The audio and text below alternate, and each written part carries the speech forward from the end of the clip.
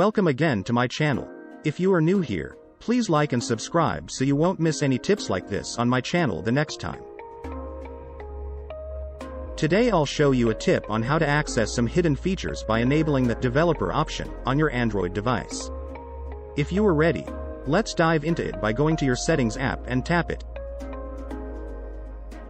Scroll down to the last item on your Android which says, About Phone, and tap it. Find Software Information and select it. Look for the build number and tap on it 7 times.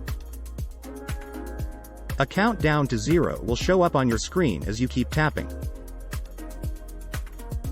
For some password-protected devices, once you reach 0, enter your password to verify access to developer options. Once done, go back to Settings page and find below or above the About Phone option. You will see the developer option has been enabled and is visible. Now you can access advanced features of your phone through this option, those which you don't normally see when you buy your phone. Options like USB and wireless debugging, OEM unlocking, and other settings are also visible to you now.